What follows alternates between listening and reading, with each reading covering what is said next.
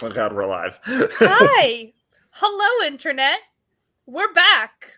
Why do we do this to ourselves? Why do we do this? Presumably because we hate ourselves. That's just my running theory. But my ego doesn't allow me to hate myself. Then I don't have an answer. That's fair enough. Okay. That's legit. Oh, right. So we're back to finish chapter 1, hopefully. If not, at least to make valiant progress in chapter 1. We'll see how it goes. I mean, plot map says, currently our goal is 2,000 words a chapter, and we were, what, like 1,000 in, 500 in, something like that? I forget how much. And a mountain. Yeah, I'll tell you right now. No, 731. Okay, that wasn't too bad. Okay. But we have a lot to accomplish. We do. So I feel like we need to speed through this next section because he needs to get to the point where we find out a little bit more about what this scout discovered. Now we don't necessarily have to get all the details because we can pepper the details in the first 3 chapters. Agreed. But we need at the very least for his dad to call him up and be like, "Hush, hush! Everyone, come in for a meeting. Hush, hush! This is very important. Hush, hush." Wink, hush. Wink. Nudge, nudge. Wink, wink. Like at the very least, that has to happen. Yeah. And we need to establish that the scout gets to the cyber complex. No, you mean Solar, right? No. Cyber first, remember? Because Cyber gets the... Yeah. You're right. All right, yeah. Audience, please ignore us. We know what we're doing. Totally know the plot of my own book. Absolutely. No idea what I'm doing. It's okay.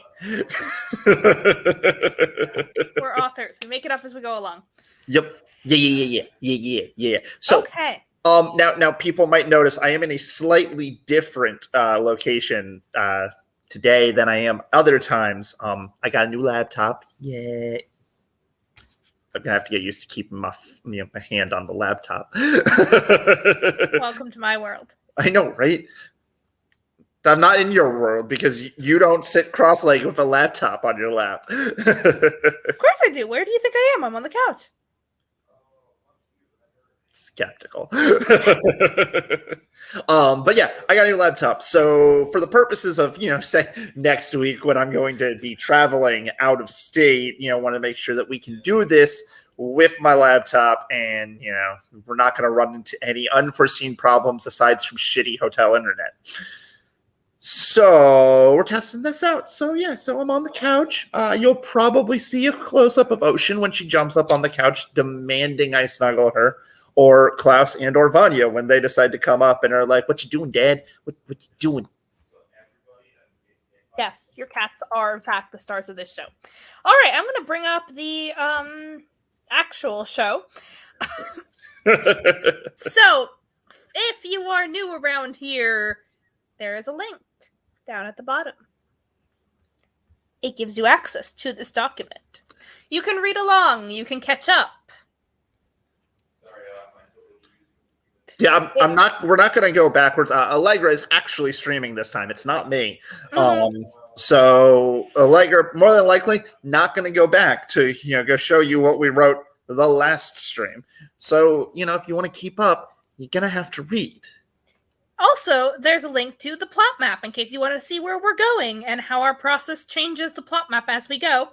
And other than that, we're going to try to launch straight in this time instead of spending like 30 minutes just chatting because we have a novel to write.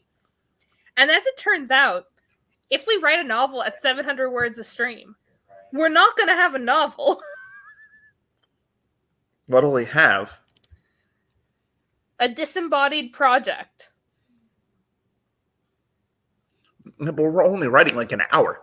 Yeah, an hour. We should be able to write, what, 1,600 words an hour? Maybe.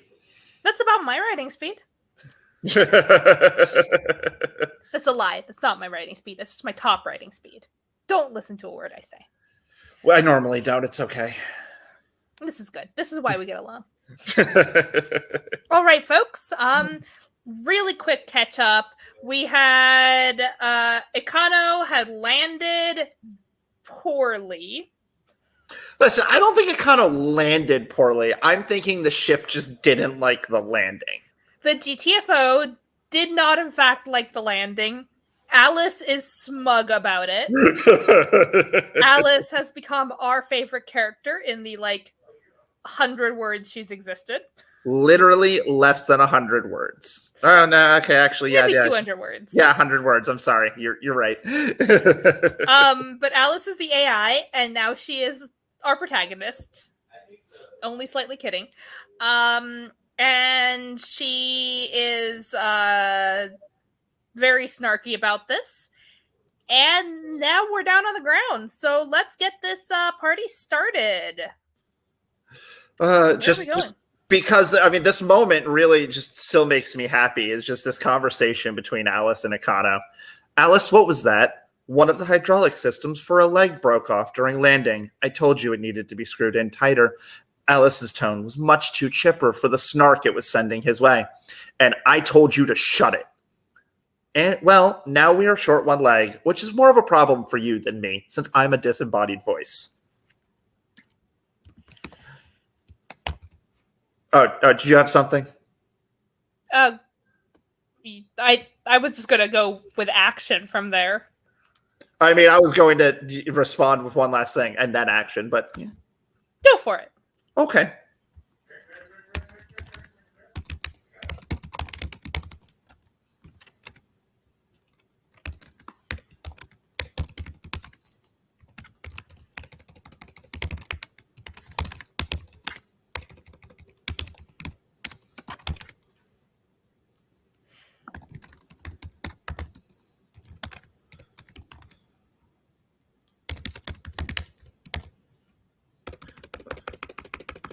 Not by his frustration. That's not good grammar. I don't like it. I'm going to cut it.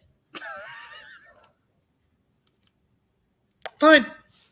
You move on. You can write this. I will.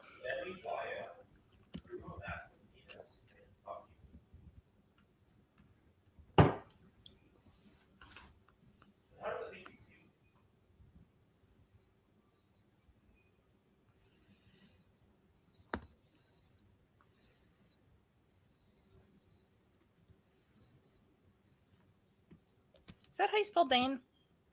I think that's how you spell Dane. I'll tell you in a moment. Excellent. Continue on.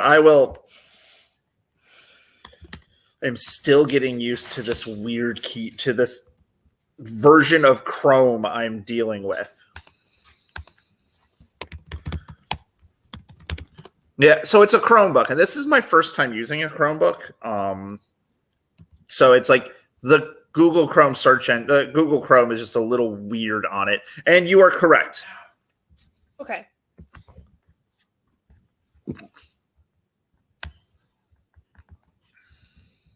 What is it, Ocean?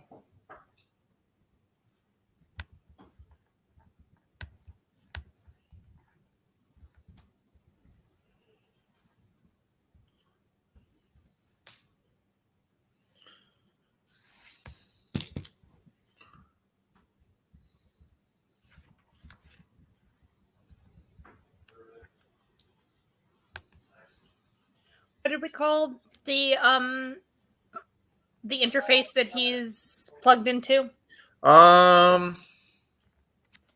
did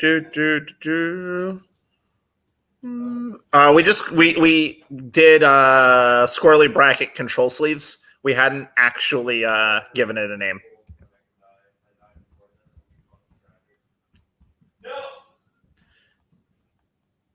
For now, we're going to call it a neural interface, and we'll find another name for it later. All right, I'm going to change control sleeves to neural interface and the squirrely brackets so that we can find it and change it everywhere. Because find and replace is an author's best friend. Indeed.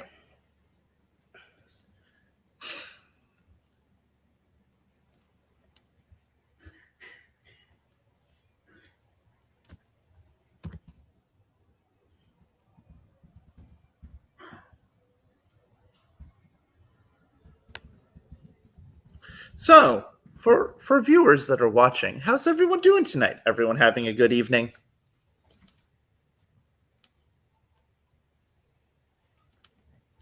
I realize that I'm not watching the comments in YouTube. I'm only seeing them in StreamYard, and that takes a second. So, you know.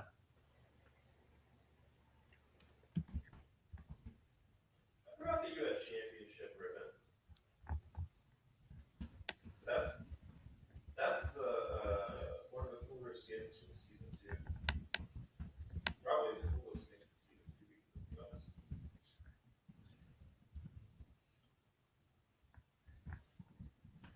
Oh yeah.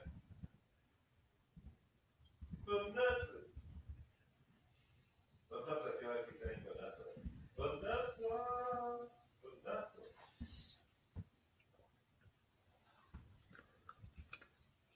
I got you, man. Give me that.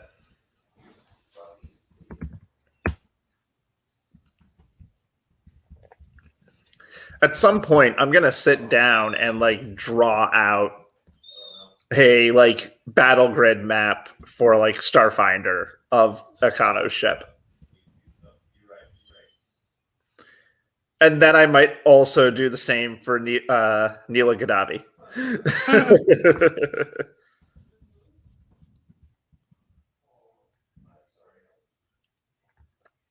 For, when people want to hold starship battles within, the GTFO. Naturally.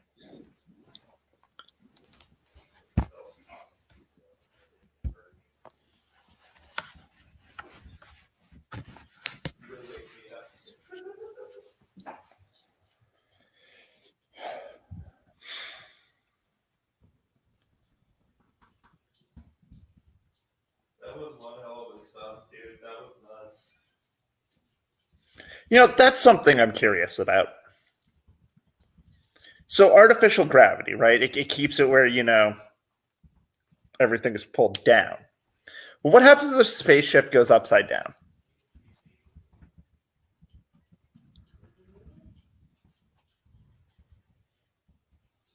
Oh my god. Did you see how high that thing bounced? Holy fuck. Oh no. Bye. Oh.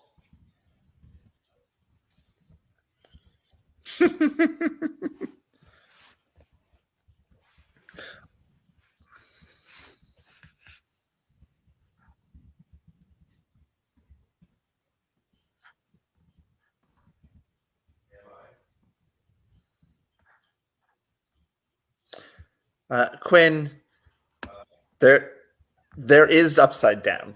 It is whatever is the opposite of down. I mean, I agree. Like, I would assume a gyro of some kind would be utilized to ensure, to calibrate it. Yeah.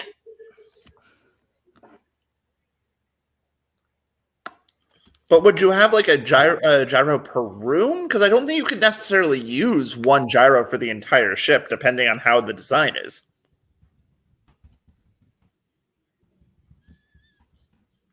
There's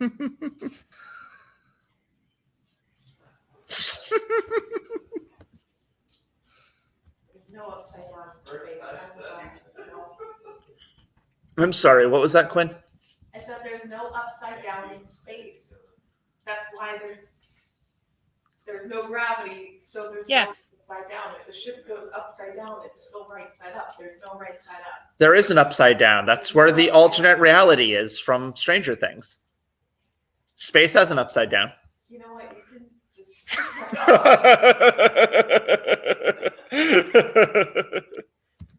My spouse to kiss, ladies and gentlemen. You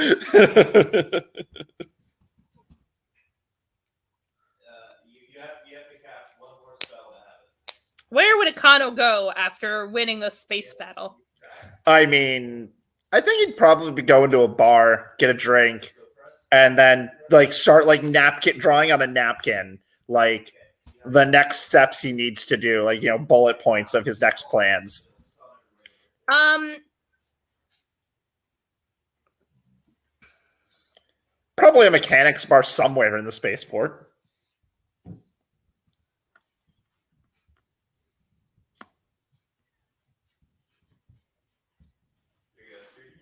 just have to learn the range of the thermal. All good. Oh, fucking good for that guy. okay, what was his dad's name? Faja's name was Jensen Altar or Altar, Altar. Like that? I mean, he's supposed to be the son, right? Yeah. Then yeah, head of cyber is Jensen Altar. At least looking at the plot map, that's what it says. Yes. Do we want him to have the name Altar, or do we want him to be Jensen Bishop? I'm good with Jensen Bishop.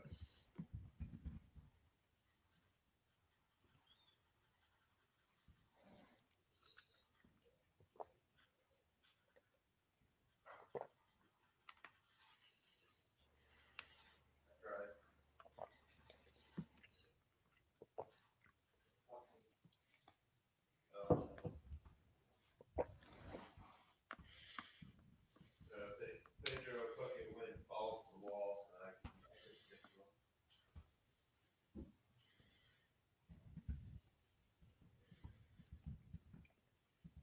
But I think I now officially a raid boss.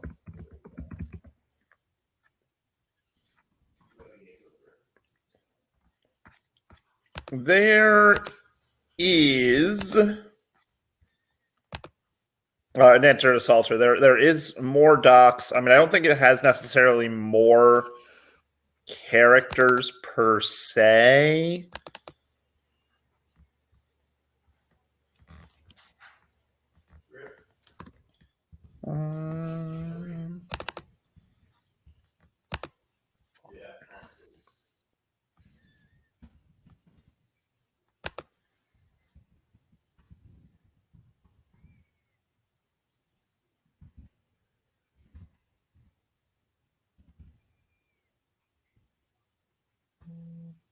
Actually, I have one. You have what?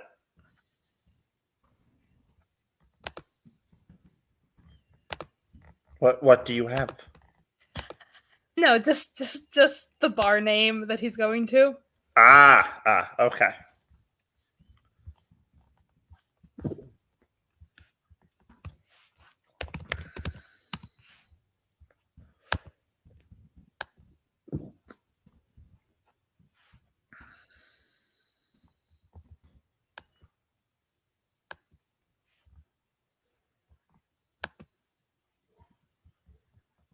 Sounds like a whole lot of. All right.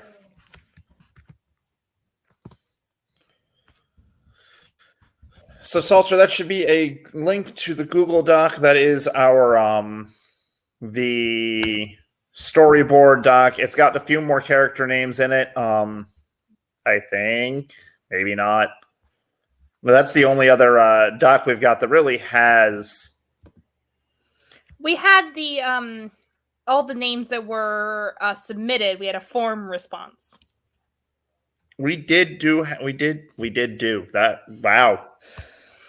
English, yes. I English, yeah. And then we also have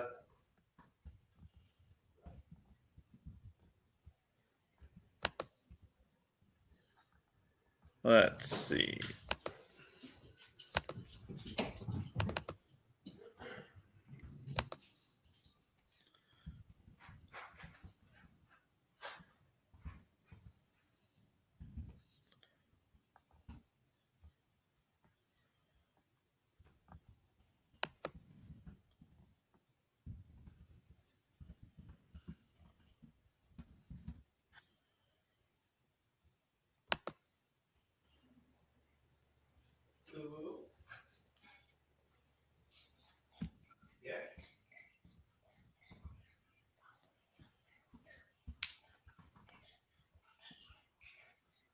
So I'll also share. Actually, no, this one's not getting shared out.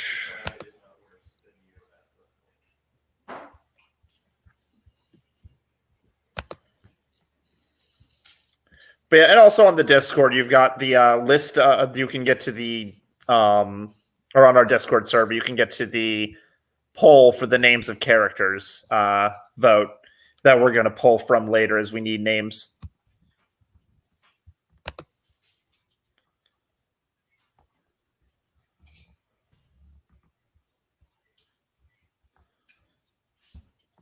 And while you are correct that if we add it to the description, it will update live.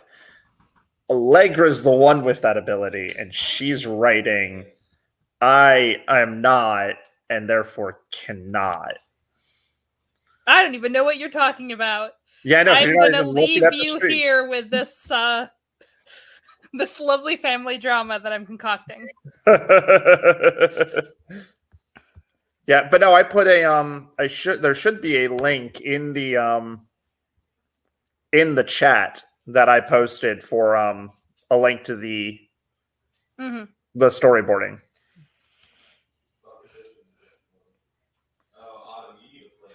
Unless there's something I'm missing about how YouTube's and the Google's updates its chat messages. I don't know. Ocean, what are you doing? I don't know, but you're up. Big Sorry. words. All right.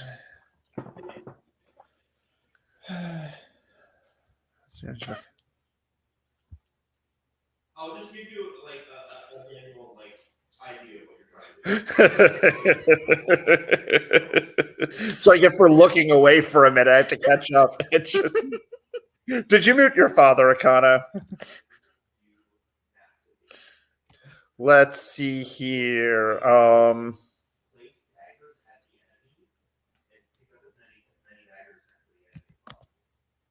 Yeah. No, that's not what I wanted.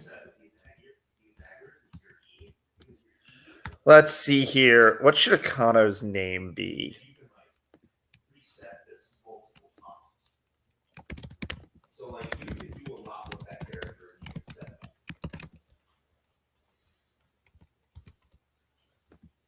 So typically it's Q and then you dash to where you're. I like that for Ikano. The best there ever was Winky Face. Too long. I don't want to read it every time. Okay, fine. Says the person who writes Verb Mom 445. Listen, Oh, that's too long. I'm particular. I love this game. I have that.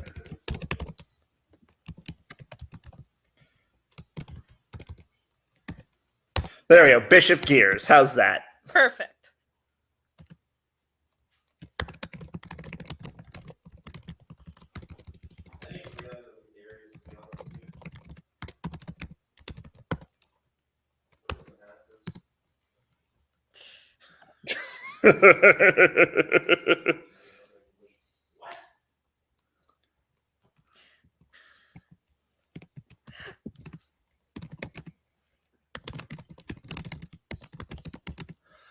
Furbian.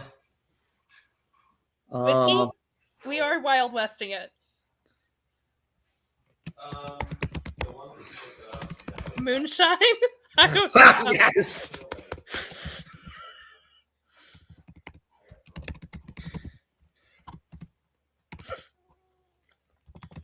Oh, the other thing is that he doesn't have any like mana, so don't have to worry about like certain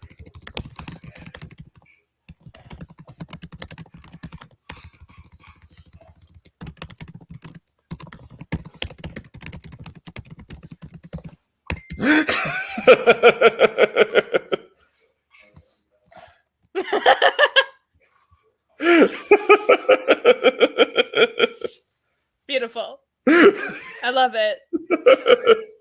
World building there. So what do we know about this planet? It has a really horrible mold that is really useful for a lot of production. and they make booze on the moon. Yep. Because, this seems like a thing they'd do, because it's just kind of it probably started as a fuck you to each other. Of like, they decided to go to the moon as like a bet to see who could make the best moonshine. And then it's like the people on the moon just started being like, yo, let's just make booze. Like, I mean, this just sounds so much better than dealing with the drama on the planet. Is it like the only place in the FERB system where people from all three contingents actually get along and just do just fine? It's just the planet that's cursed. Yes, because they don't have to deal with the smell. Yeah. Or whatever they do have to deal from it, it's mitigated by the fact that the mold isn't literally growing underfoot. They just Yeah, they can sanitize their habs. Yeah. Come on, Ocean. Yeah, I don't think the mold is particularly hard to get rid of. It's just hard to eradicate. Yeah. And it smells so bad. Yeah. Oh God, dog. Hi, your breath stinks. Just Much so you like know. the mold. Yes. If I had to equate what the Furbian mold smells like, it's your breath. Said with love. Ocean says hi, everyone. Hi, Ocean. That was all. Little girl. You're going to be internet famous one day, Ocean. Once was hyperbole, it was literally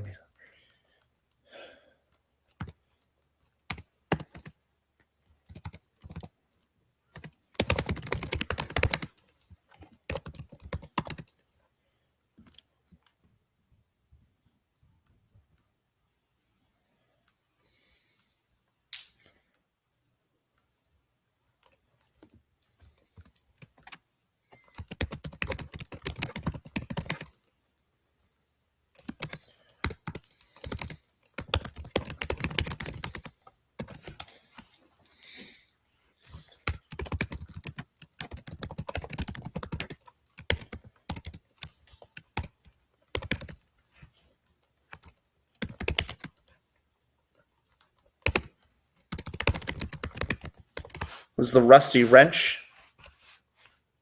Yes. Yes, the rusty wrench, which is just a wordplay on the busty wench.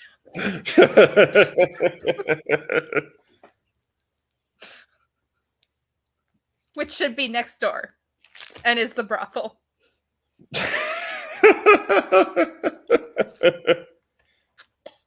No. It's going to be like the Thirsty Pony, which, for anyone who hasn't been to Cedar Point, it is this amazing restaurant, hotel, bowling alley, casino, laser tag, right outside of Cedar Point.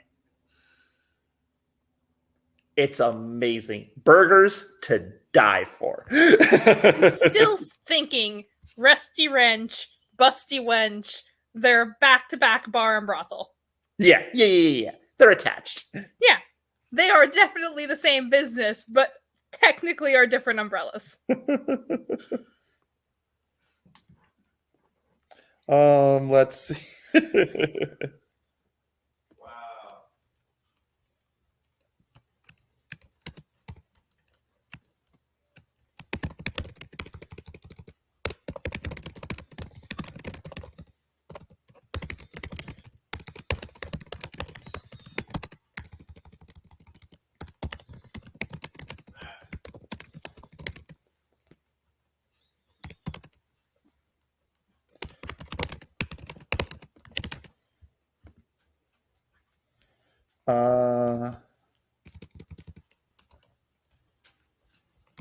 Swig? Swig, that's the word I want. Yes. I don't think we need an of there. I think we can just we've Well, no. established. I've got a. Okay. I feel like it's very earthy, like not necessarily like hoppy, but like I imagine this is No, this is hard liquor. This is 100% hard liquor. Well, yeah, but not hoppy like beer. Like I imagine it's got more of like an earth taste to it. Okay, you go on. I wanna make this let's put in some like vivid descriptor. But you can go on while I do that. Yes, Mom. Good boy. Oh, you're gonna regret that. So currently, my only complaint about this laptop, I don't have a caps lock, and I didn't think that would bother me as much until now. Where caps lock would be is a search button. Oh dear. Yup. Delete. Where's delete? There's delete.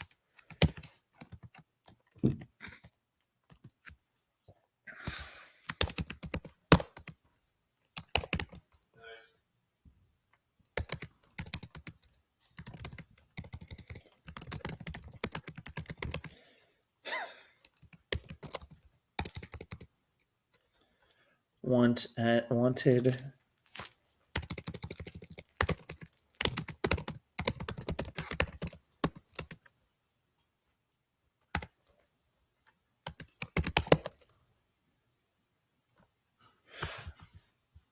Hang on, what's Ikano's middle name? Oh, that's a good question.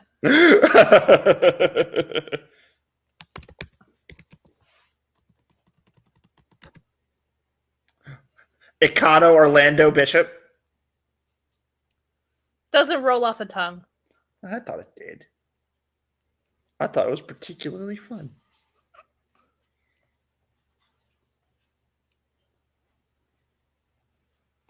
It needs to be a 2-syllable name. At most. Okay.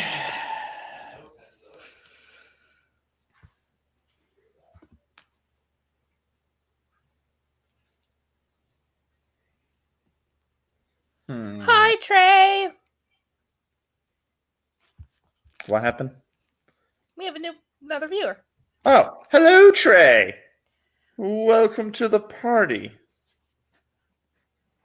There's booze. There is booze. Brewed on the moon. Yep.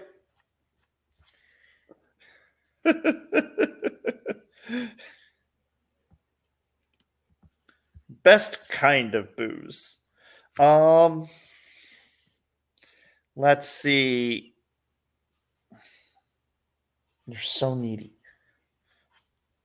Let's just not let it stop us. We'll get there eventually. Yeah.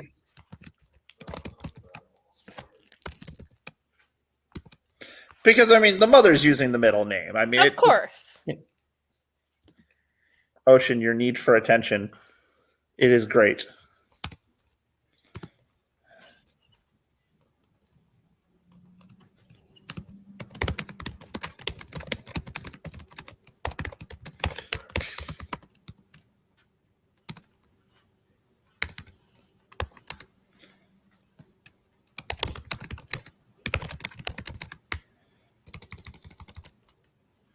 Or some days he wanted to carve Alice out of the back of his head.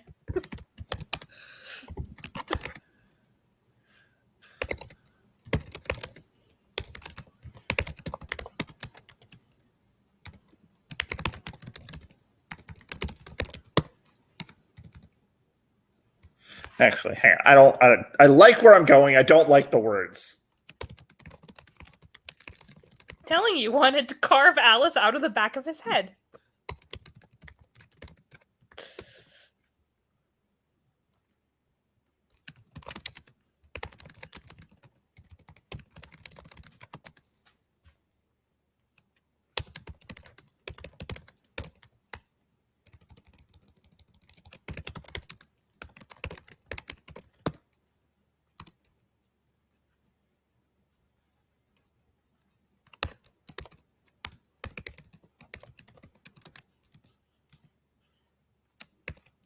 Now he was on 2 hands. I do not understand this sentence and how it connects. Previously, it was 1 hand. Now he's on 2. I don't get it. He could count on 1 hand. How often he? Okay. basically before he was like total was Okay, now I 5 get it. times. Yeah, he wanted to carve Alice out of his head. Now he's at 6, which would be 2 hands.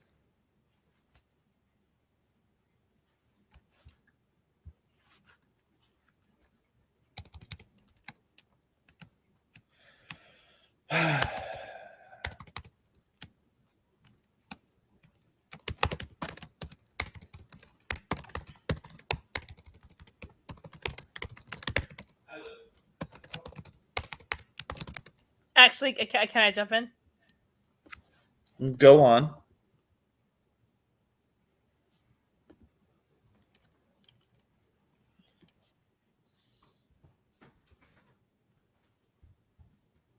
Is she interrupting or?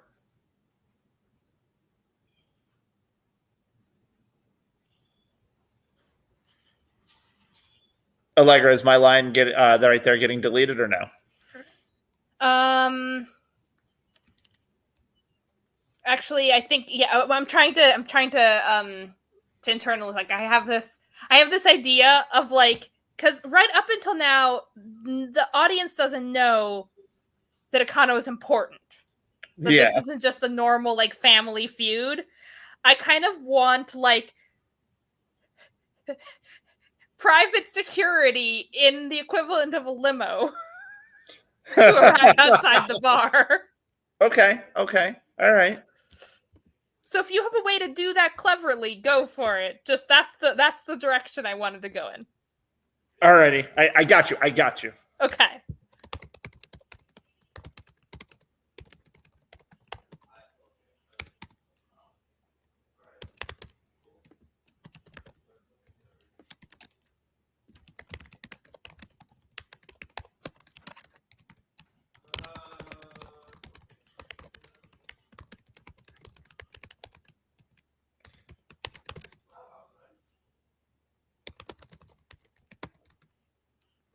No, she's more precise than that. 3 minutes. 5 is just kind of a brush away, 5 minutes. 3 is very precise. That's fair. I can get behind that.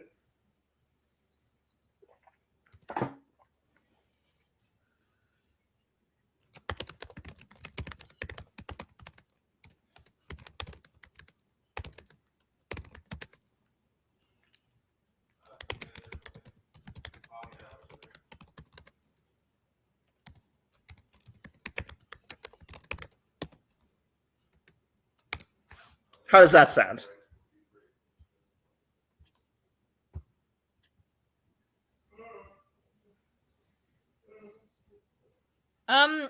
Good in theory, needs some tweaking. Okay. Well, I'll let you tweak away. Mm-hmm.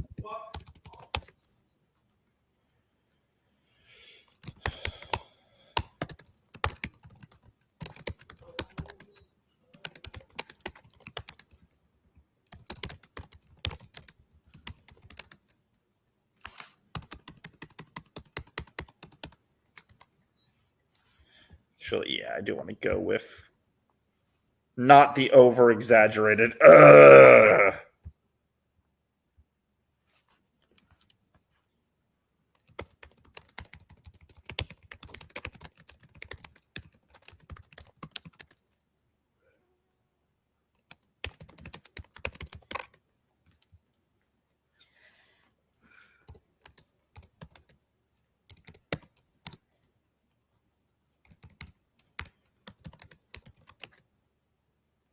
I'm feeling like the Bishop family, the dad is really stern and has never been seen outside of a business suit. Ever. Yeah. And the mom knows everything about her pride and joy only son. Mm-hmm. Everything. Mm-hmm. Not wanting to say she's a helicopter parent, but she's a helicopter parent. But she's a helicopter parent hacker. And she taught him everything that he knows, and she knows things that she hasn't taught him. She knows everything. Yep. Right, Ocean. She knows everything. Whereas I'm feeling like Aisha's family is like... big and boisterous Yeah. and loud. Ocean, stop punching me. And like solar people think that cyber people are super stuck up and obsessive about their like image and like family values, and cyber people think that solar people are like uncouth and too loud and obnoxious. And bio people are just weird. I need a fun little quirk for Fred, like Fred's reaction to every person, namely Ikano, that just shows up and just starts rambling about, some life problem that they've got. Just, yep. I'm thinking there's something like, yep, and that's like all he says. Yeah, I like that. Okay.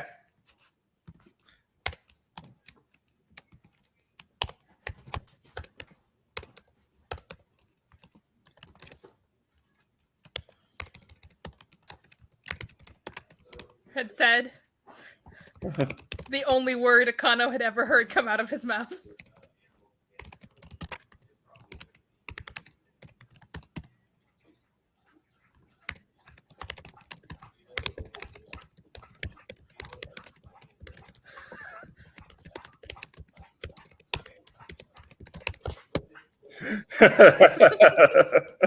We're not writing characters, we're writing caricatures. And you know what?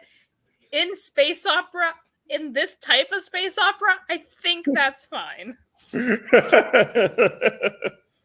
It's okay. Normally, I love subverting tropes, and I love, like breaking tropes because they're fun and they've got their place. But I mean, you gotta know when to do it and when not to.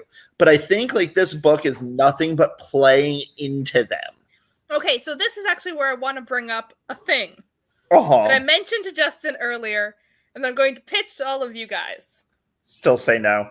I think that during the chapters that are the parents, it is actually the right time to go into third person omniscient, so that we can do things like, do a little bit about the bishops, blah, blah, blah, blah. Alternatively, Fred, who watched this whole thing and thought how stupid everyone was, but decided that it really wasn't any of his business and he would be better just saying the same word over and over again, except in the company of his wife, where he was actually, he waxed poetic about the topic of, literary criticism in post-feminist media. Like being able to take these little weird tangents about the odd people, the odd little caricatures of people that we're creating, and then turn them on their head. I think just this would be such a delightful little quirk. It's not that I don't disagree with you. I just don't want to write omniscient. I hate reading it. I hate reading it 99.9% of the time when it's mostly used just a head hop. But I think when it's used sparingly to make the world richer, yeah, it's worth doing. As long as, like, if we can keep it from where it's like one paragraph I'm in one character's head, the next paragraph I'm suddenly in another head. There's like no transition. No. There has to be a transition. Yeah, no. I've read books where there was none, and every time it just jars me out of everything, and I hate it. This would follow narrative logic. Okay. All right. I will trust you on this. Okay. I would like to see the audience's answer in this case, considering, we are writing this with audience input. Yes. And right now, the last thing I see is that Danielle said words and no one else has, and it's a little depressing. I thought we were doing this. Omniscient shivers in editor. You see, I think that omniscient gets a bad rap because it's very hard to write well. Omniscient is what happens when people try limited and fail. And then that's not really omniscient. It's like omniscient by accident. I don't think that's the same as a well-written omniscient narration. It's fair. I can get behind this. It sounds like a challenge to explore. You heard it, Justin. Fuck! Why did you have to say that word? God damn it. Now it's a challenge. Danielle says, I'd be interested to see if you can pull it off. Danielle's not important in this case. Danielle is incredibly important. How dare you? We're going to do it just for Danielle now. Okay.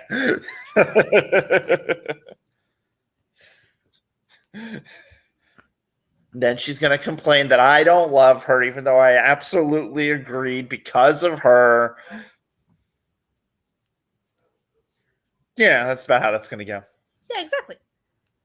Now, words. I'm taking my hand back. Oh, now words. Now words. I've done my aside. I am satisfied. That easy, huh? Yes. Okay.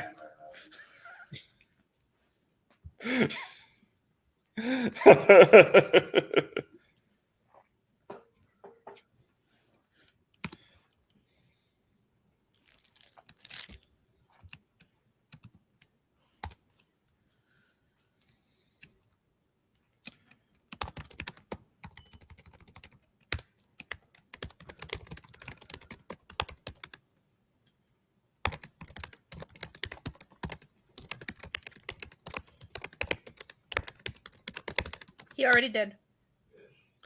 Will you let me finish before you're critiquing me? Fine.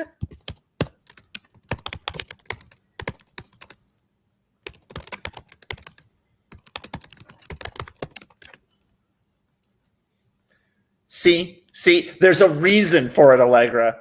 There is a reason. I was wrong. You were right. Shame. Shame on you. I bow my head in shame. Good. I shall shave my head, take up a life of penance and meditation. Whoa. You're not allowed to shave your head. Okay, I won't shave my head. I'll take up a life of penance and meditation and let my hair grow until I'm tripping over it. Excellent. And let it get all ratty and never wash it again. Okay. We've agreed. This is the way. This is the way. Hey, no. The only downside is I've got this troublemaker right here who's just looking at me with the look of love and need of attention. Yes, what is it? Your breath is so bad. Just need you to know that. Why, Justin, how could you tell across the screen? Not talking about you.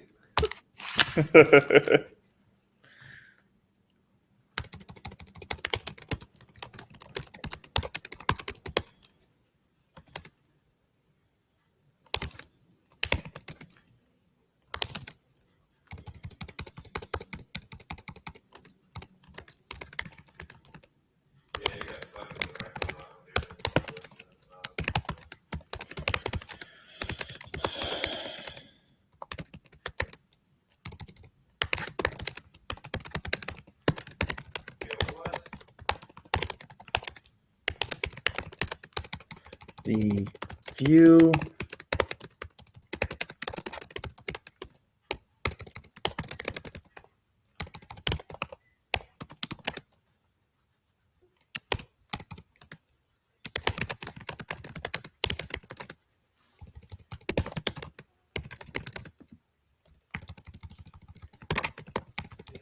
oh my god.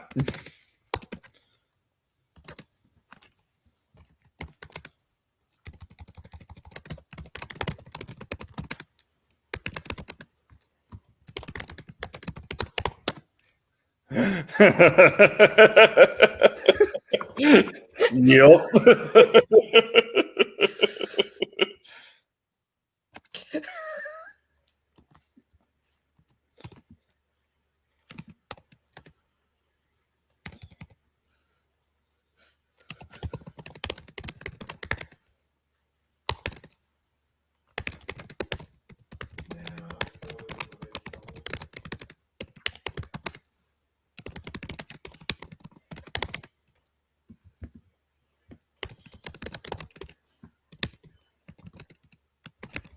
What is it? Clan? Yeah, clan.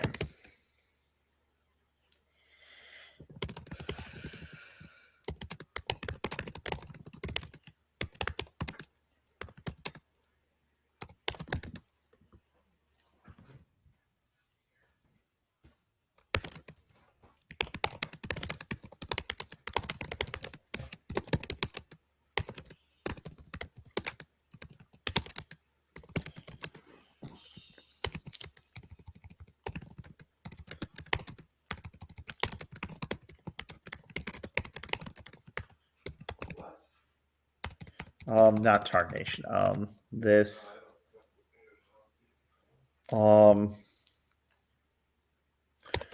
Grave insult to his family's honor.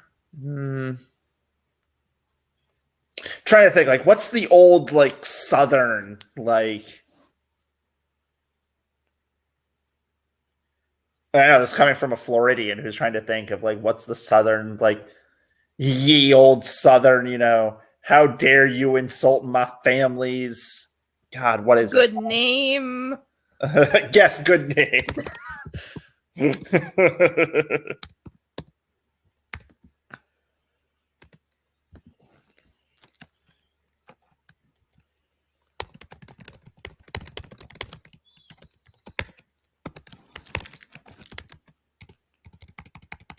This is not a sentence, Justin. Yeah, I'm just fucking killing it. Let me read it out to you. Well, if he had to go listen to his father, Jensen Bishop, the head of the Bishop clan and owner of a third of the planet firm, ramble on about some slight the other clans had committed against him and how he wouldn't stand for this grave insult to the family's good name. Hey, it's real. Hey, talk about rambling. It's real rambly. And two, it is not a sentence. No. It is a sentence. It has a subject and a verb, and it has proper punctuation. Well, That's all if you he need had for to a go sentence. listen to his father, there's no then. There's an if without a then.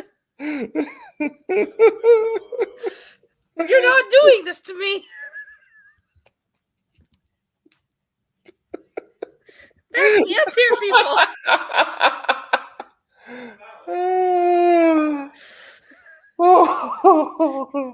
If you write if, you will write then. Or your co-author will. If then you.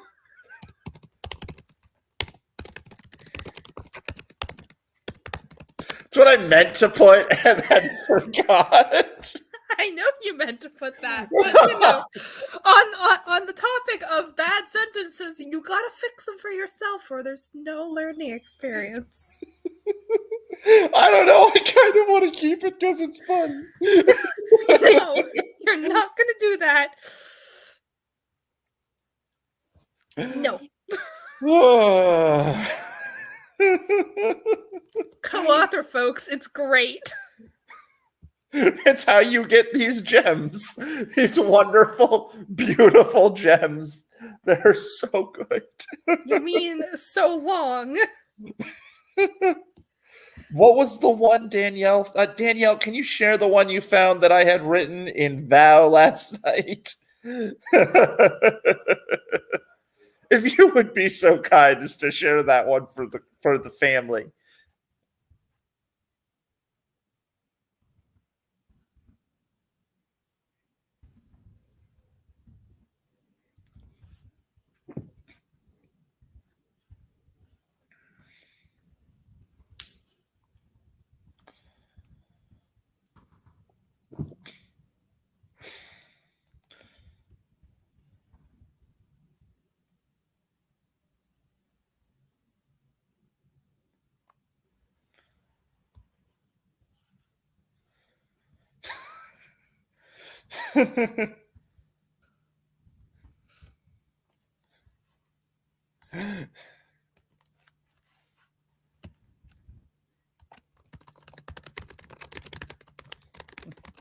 You just wrote that. Will you let me correct the mistake I've made, woman? No.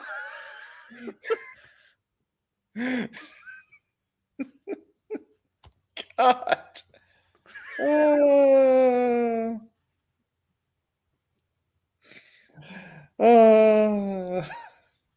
Thank. Now you've derailed my entire train of thought. Would Thanks, you like me to Alec. fix it? What? Would you like me to fix it and make it chapter end? No. I'm going to fix it since it was so important for you But that I I had know how to fix it. Then fix it. Go No, ahead. I'm gonna let you do it. No. It's important to you.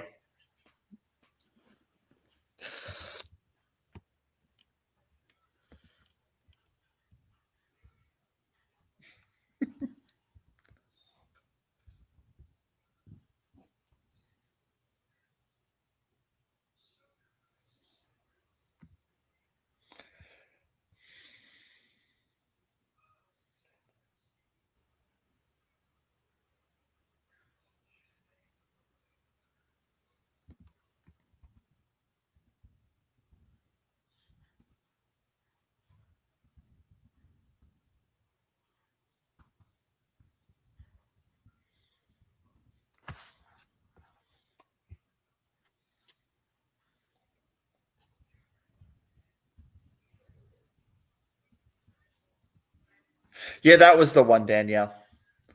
I figured if I'm going to have to, if There we're we going go. to flip End that on chapter. everyone, we can.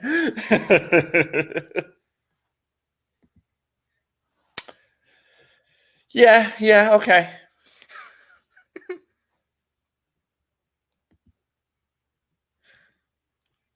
That's a chapter. That's a chapter. Where are we at? Let's find that word count. Can you do it for me so I don't have to scroll up while streaming? I can. 1 second. We got 1367. That's a little shy. Yes. Do we want to do a scene break instead of a chapter break? We do want to introduce a little bit more about the scout. Yeah, we do need to do that. So yes, scene break to the conference room. Okay.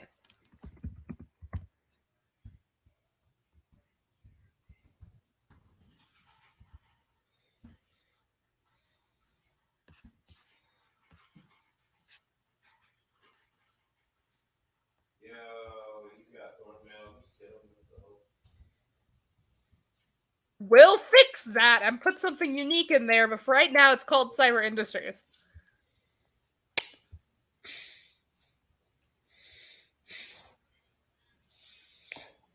I would just call it the Bishop Consortium.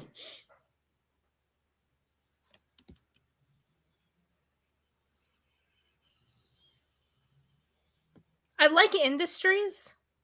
Okay. of Bishop Industries. Yeah.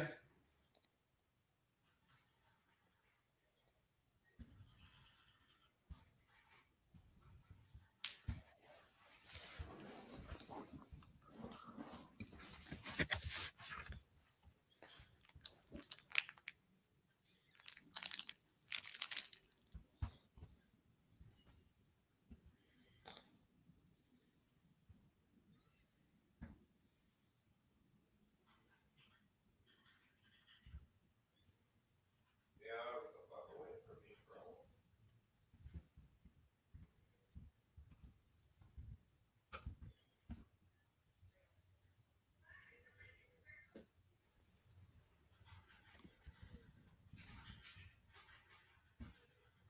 Let's fucking go.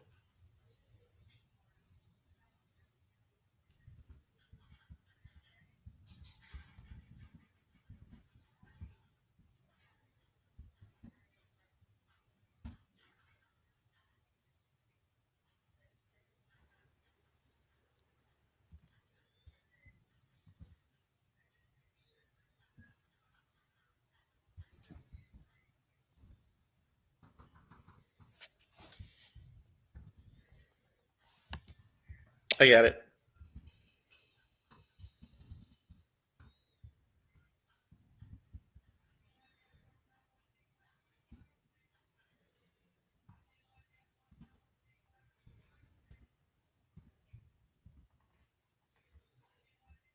not to talk about another project that we're not actively working on at the moment, but you're giving me heavy game maker vibes right now. Aren't I just? I'm just saying, Ikano is a different fork of Derek Lewin. It's like if Derek and Joyce were the same person. Squashed together. All the chaos disaster that is Joyce. All the competence that is Derek. Derek.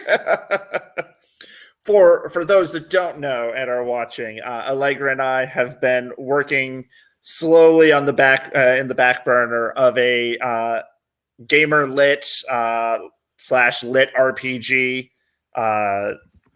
sci fantasy novel, or trilogy, I should say. Mm-hmm.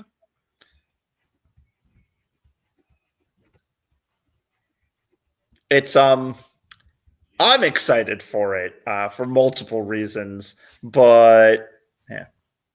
But right now it's not our chief project.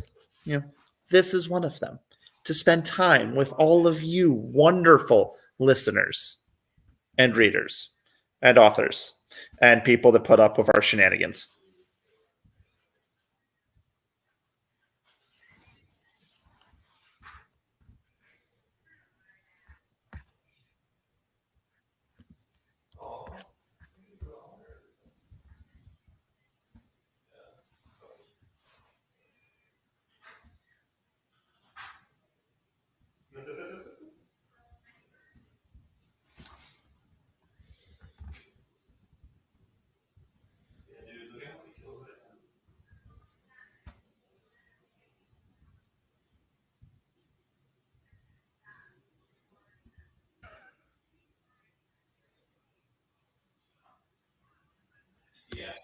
Yeah, that's not what was the problem. It's just the thing is they all built floor panels, so like there was only so. We've got. But like after a certain point, like I built so much life steal. I don't know what you're talking about, Danielle, and you can't prove anything. Like their floor panels would hit me, be like, cool. Even with the line resistance, can still outbuild it.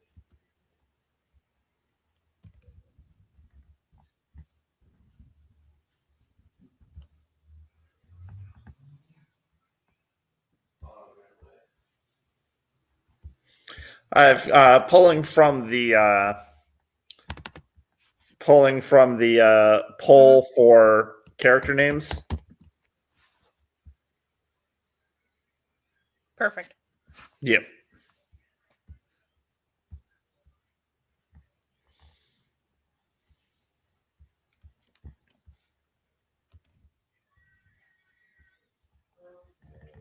Once again, Danielle, I still have no idea what you're talking about.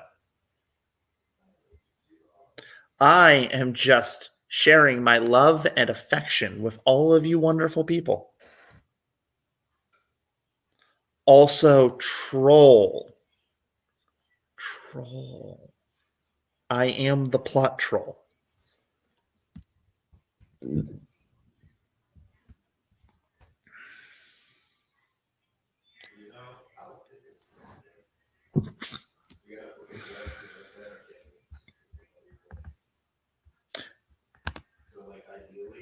Actually, I'm making one small adjustment here.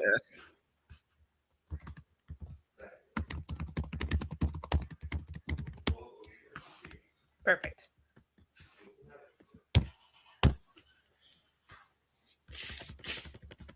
There we go.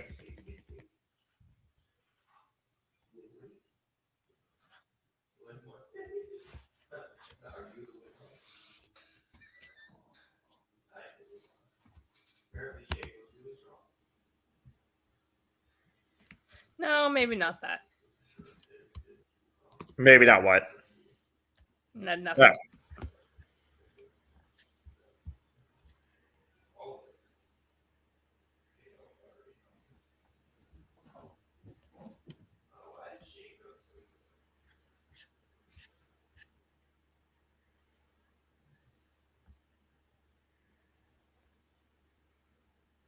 I mean, I think the "it was all a lie" was not bad. Ron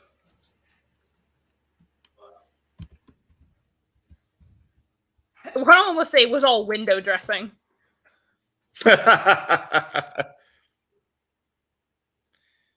No. I know exactly what it is. Hang on.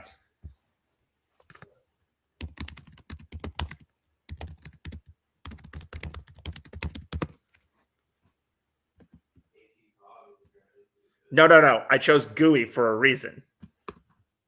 Okay.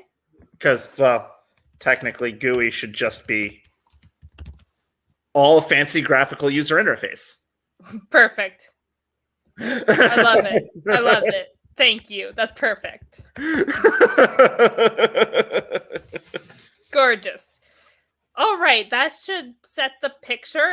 As our lovely beta reader always said, now we're not writing in a void. Listen, hang on. We never got that complaint in Bond. It's true, because I spent all of Bond making sure that we weren't writing in a void. I know, you learned that lesson. Yes, and now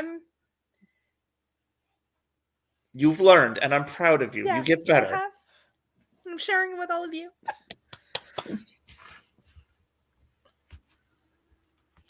Let's see.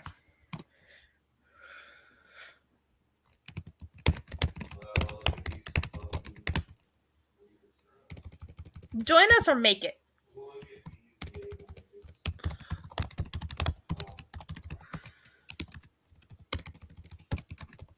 If you're going to put finally, then join us is the right one.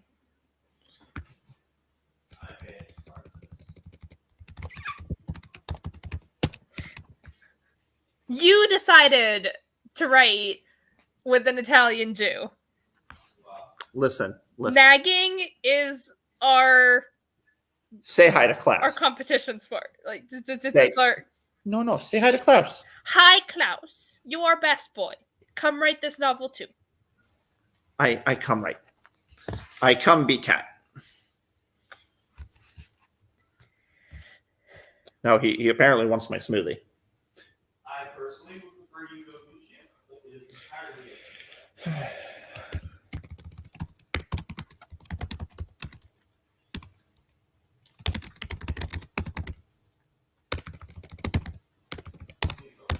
up Oh my god. You can type. I can type. It's typing on new laptop keyboard that's throwing me off. Mm-hmm. Listen, Klaus, you're limited in the space you're allowed to lay down. Just not on the laptop. The rest is fine. Good boy. Now to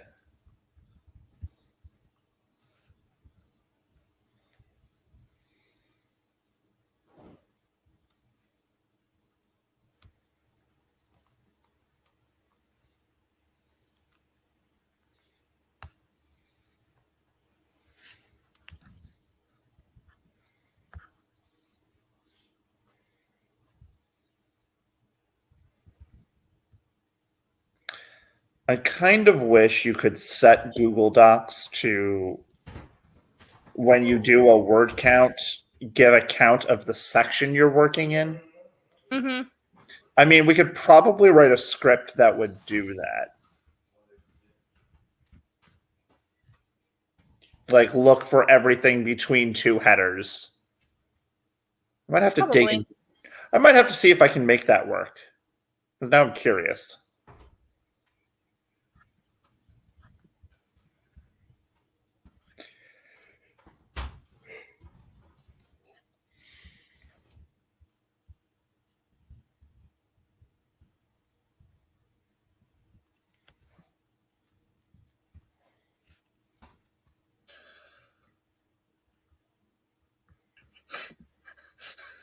Don't leave me alone with the book, Justin. What do you mean? I'm writing nonsense. But this all fits Ikano. It does. Especially tipsy Ikano. Like, I'm tempted to add, like, what he didn't understand was why his father was like waving at it. It was waving or something like that. No, I don't think he's that drunk. Let's be real. Yeah. He's just had 2 drinks. In quick succession, but it still is just 2 drinks. Yeah.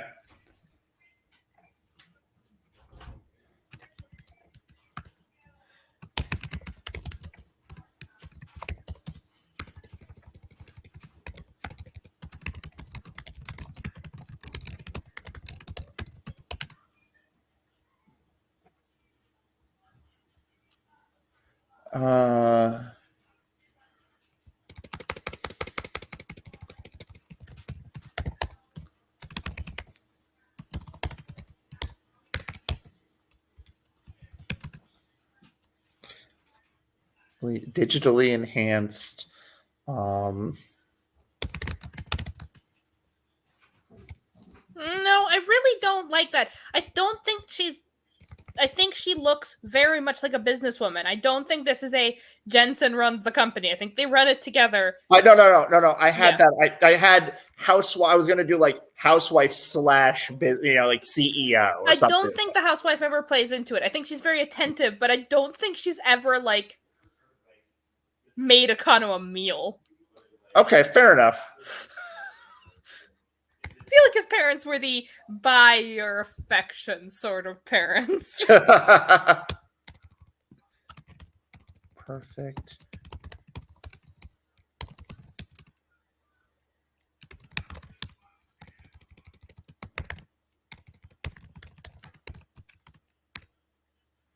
Not headhunter. I don't like this.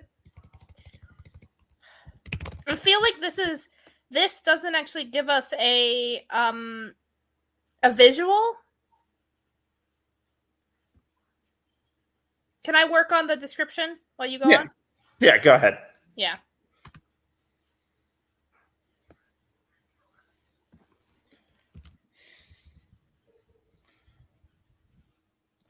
And you stole the smile that I was going to put in there. So thanks.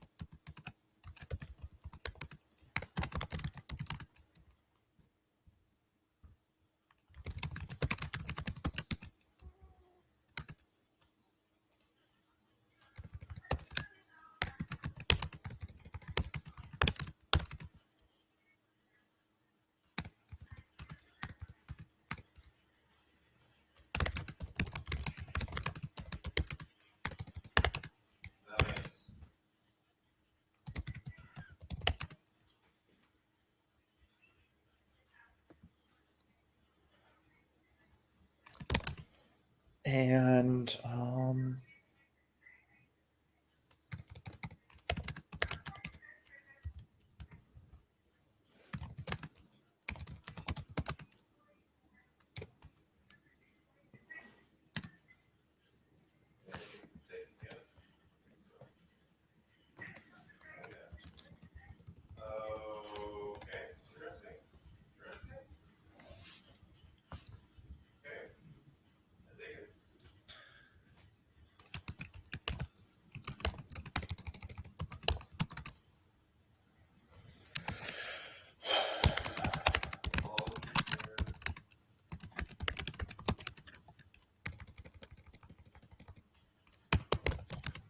Get even richer quicker scheme.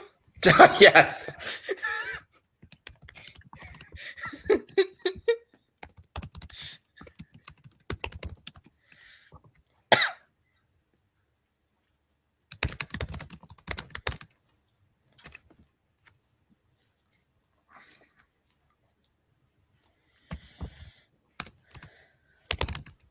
What was the family name? For the, and I don't want to do Solars.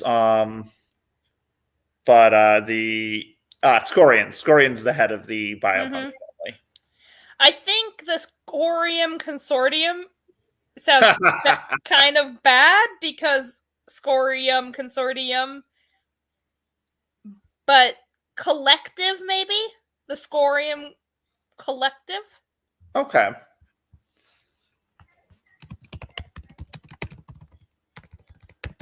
Because I feel like they share a lot of genes.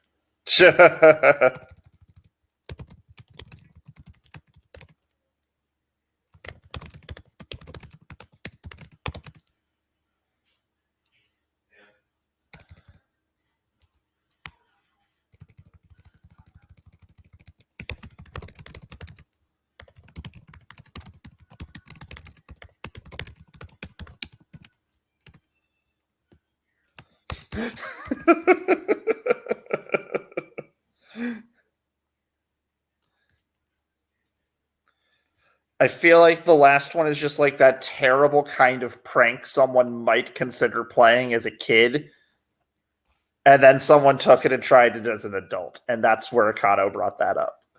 Yeah.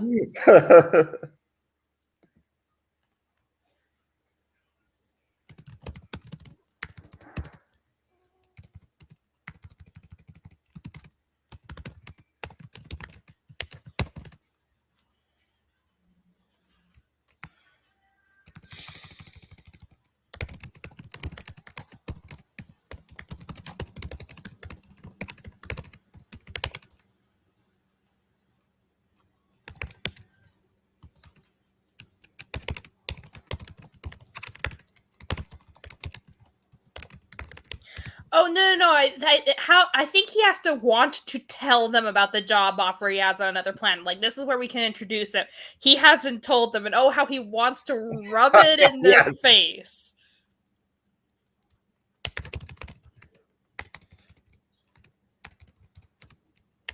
Wanted to be able to rub it in their face that he had a job offer on another planet, but didn't want to tell them because he was fairly certain that his mother would break his shit. Like.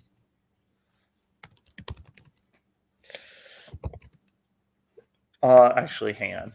The junior. I think just a random name for a like massive conglomerate. It needs to sound massive.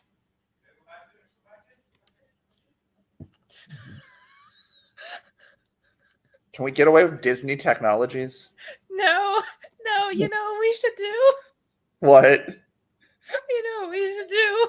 What We do should start another multiverse junior directorship at Giga Games.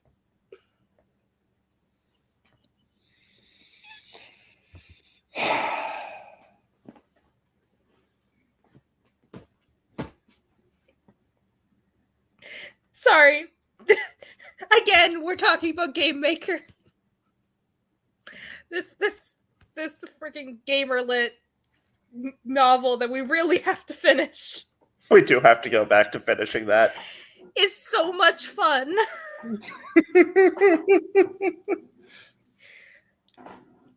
I just can't wait to rewrite Mateo's very bad, god-awful, terrible day.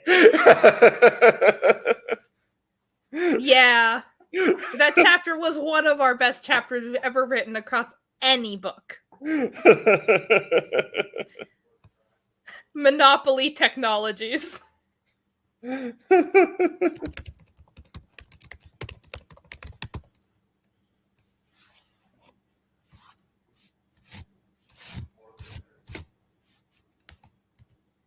Thanks, Klaus. You're the best. I appreciate you, kitten.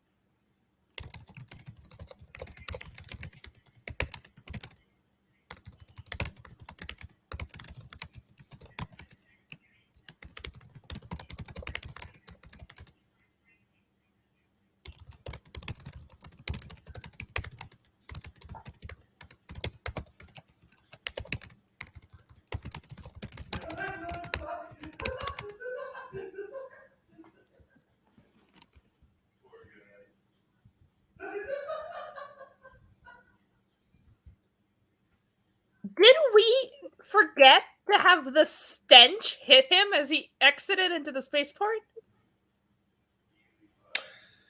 Yes.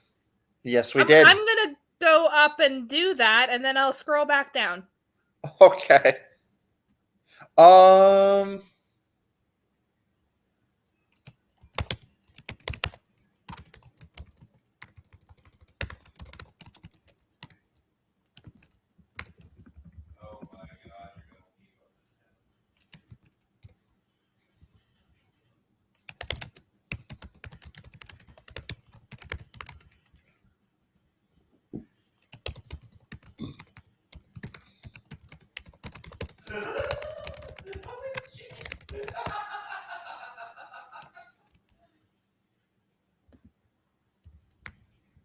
Actually, not Scal.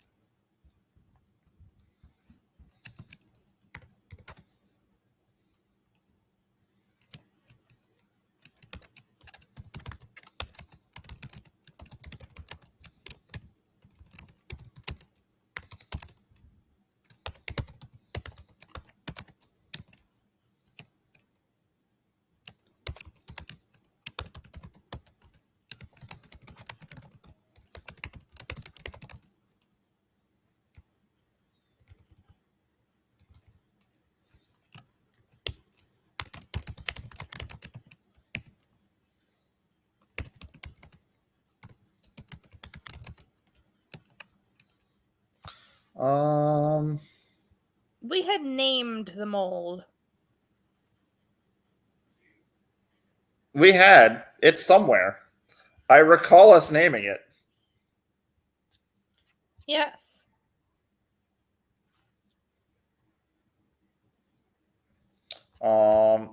It was in a document. Was it in a document on my desktop before the hard drive crash?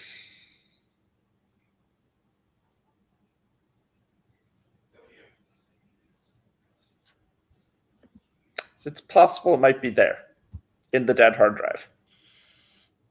Probably in a Google Doc somewhere. Probably. We'll have to dig for that. Hang on. Let me.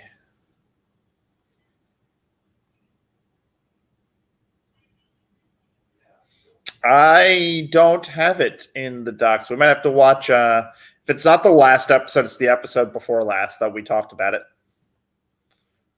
So we just might have to watch, some previous sessions. Mm-hmm.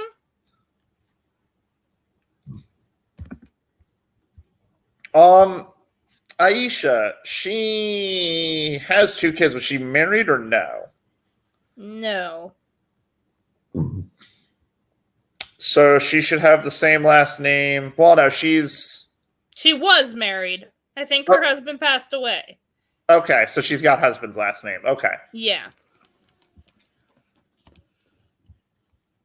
She has distanced herself from. She changed her last name like an hour after she got married.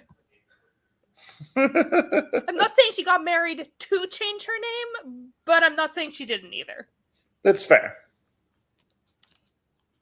Either her husband is deceased or they got divorced, but she kept the name. That's fair. I'm okay with either. Both sound fun, but yeah.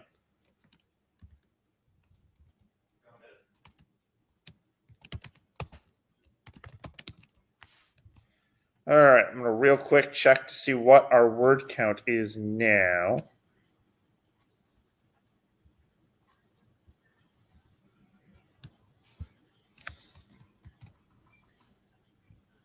All right, so we're at 1811, and I've ended this off with the last thing you saw was otherwise his mother might break his ship and make sure he never left the stinking ground of Ferb. I think we need a hook with bringing in the scout. I know. Give me a moment. Okay. Can I finish speaking? No. This could have been done over vid chat, you know. The way Jensen's face turned from glowering and clenched teeth to was that a smile filled with glee? Actually made the young heir to the family estate take a step back. Never had Jensen Bishop been gleeful. No, Ikano, neither the Scorians or the Parsons will leave Ferb. We are. Nice. Wait, but you're right, we should include the scout ship, so...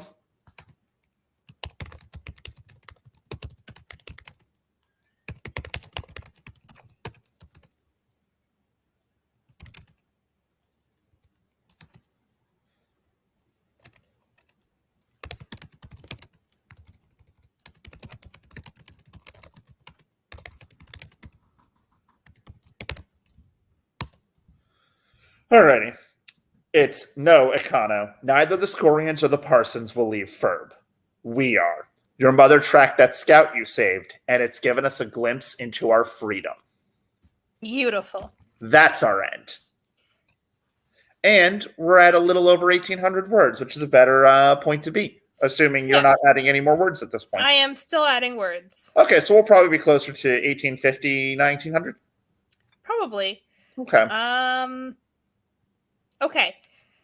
Mold name grew everywhere on Ferb. Pink filaments swaying in the breeze and filling the air with a scent that could best be described as rotten salmon mixed with the unholy... what?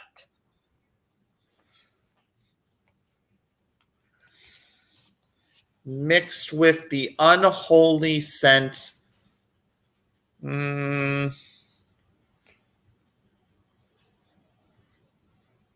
Ammonia? I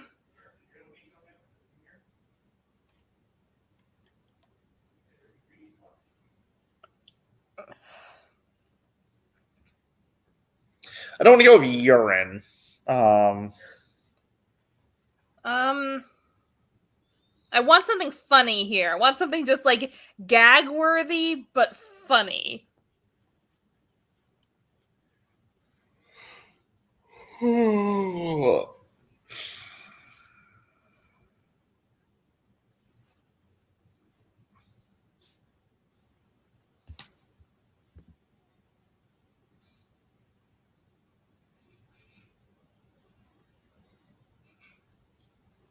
The unholy. Are you still looking for gag worthy but funny? Yeah. Yes. Asparagus. It smells gross when it's steaming. So Quinn suggests, I don't know why they didn't just choose to type it out in the chat. It's on my tablet. There's a delay. Fair enough. But Quinn suggests to me of steamed asparagus. It smells delicious. Well, if you do it right, it smells delicious. Did you hear, Quinn? Yes. Okay. Steaming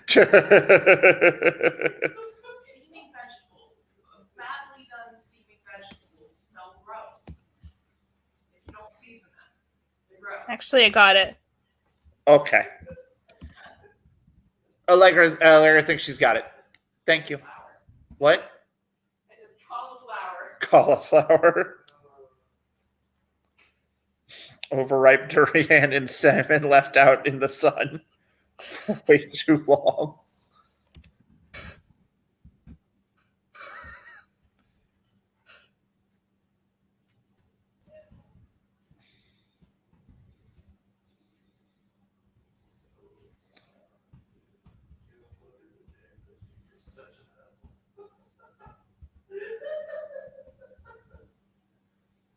It's not even fair, bro. We got so such a lead on them, and just fucking shit on them. Actually, no.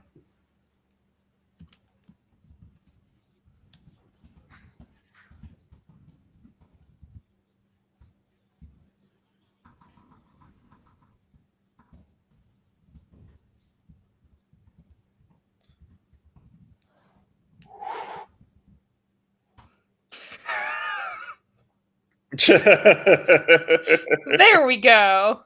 Yup. There we go. So now in total, with your edits, Mm-hmm. your addition, that puts us at Facts, big facts. Big true. 1875. All right. I like that. Okay, actually, because I put the fourth most pressing reason he wanted off this rock, I now need to put in the first 3. Okay. Just want me to keep recounting how many words there are in this document, don't you?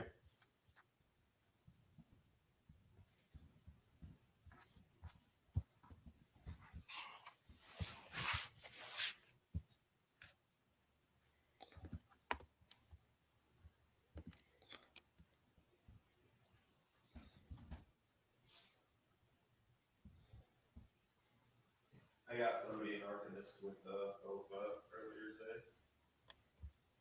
Shit was funny. Yeah, both of these nuts. Kind of like I just got you, Dan, and maybe. Okay, so okay, God. You've used father and mother as both second. Oh, that should be the father. Should be the third. Okay.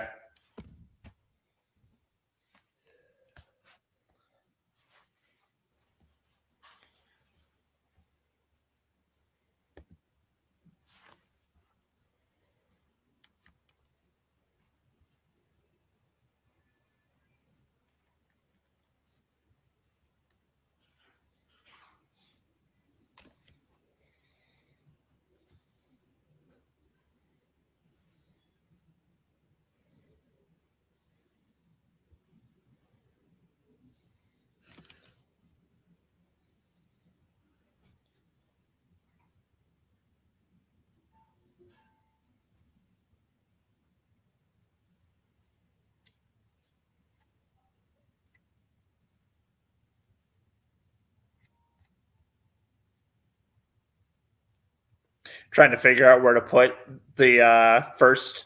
Trying to figure out how to encompass the never-ending competition between these 3 families that he wants nothing to do with as the first.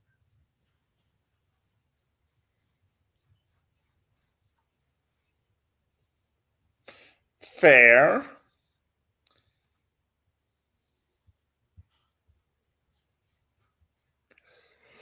Um.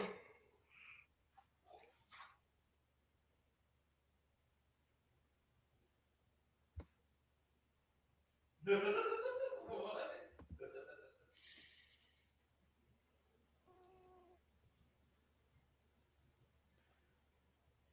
I think maybe before Jensen starts speaking in that paragraph. Mm-hmm.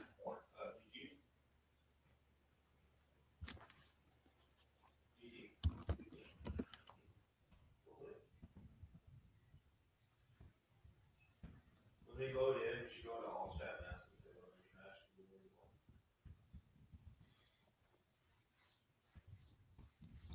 Yeah. And it's just literally just like wherever we go, the entire permanent 2v5.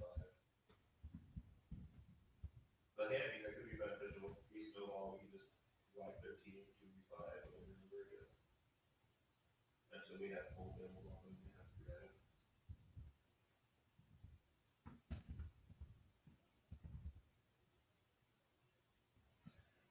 Oh my god, bro, that shit. All right.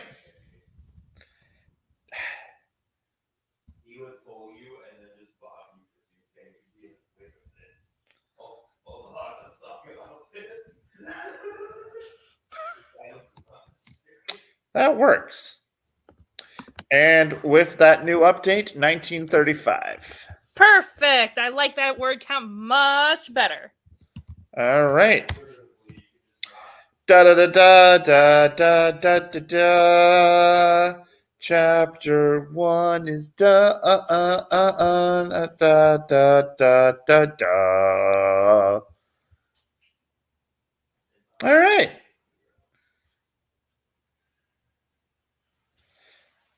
So there we go. So that's the end of chapter 1. I'm kind of proud of us. Only, actually, between the two of us writing it, it took us. I mean, last episode was about an hour of writing. This one was about another hour of writing, so about 2 hours to write the entire chapter. Mm-hmm. Yeah. Not bad for a first chapter. Yeah. Thank you very much. I'm quite glad happy with that. someone enjoyed it. Now, the real question is, do we want to do a dramatic reading when we finish a chapter? I'm not opposed to it. I mean, it would mean that we'd be editing while we go in that case. How about this? How about we don't edit as we go? I mean, I'm okay because seriously, we should have read aloud Bond before we released it. Yes. So, I mean, I'm A-okay with doing how about this? I will read, or you can read, and the other one can edit as we go. I'll read, you edit this time, and then we'll swap every other chapter. Okay, in that case, I'm going to take us out of full screen mode and back into our faces, and that way you can read and I can edit. Oh, okay. It's time to start reading now. Yes. I was just dancing for the crowd. Should I read also the prologue? You know what? Yeah, let's do it because we never read the prologue. So let's go back. Let's read the whole book up until now. This will not happen again. Enjoy it while it lasts. All right. Okay. Yeaton Ferb, Captain Troy Trey of the Swift Shadow said as she repeatedly smashed the button on her console to turn off the autopilot.